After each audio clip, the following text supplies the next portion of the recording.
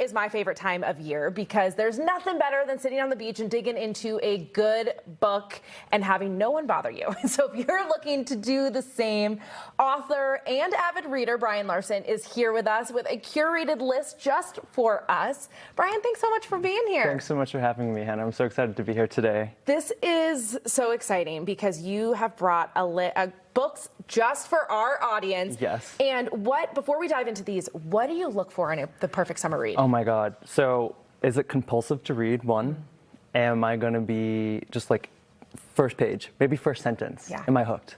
And are they characters that like I can identify with? Yes.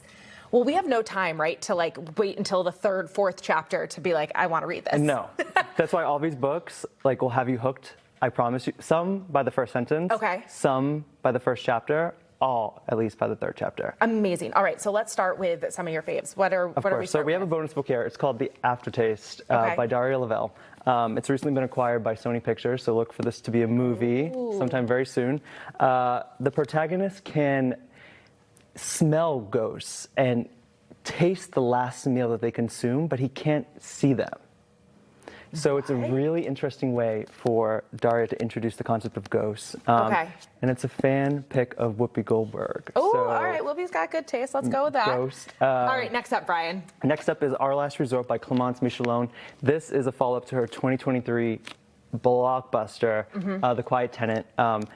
Jason Blum of Blumhouse has picked up both this and The Quiet Tenant to become a TV series. Oh my goodness. All right, so we got some reading to do before we got some TV watching to do. Okay. Exactly. All right, next up. Okay, so this is for our nonfiction lovers, and this is Emperor of AI by Karen Howe. She's an MIT-trained journalist, and this is really all about Sam Altman's rise and OpenAI and ChatGPT.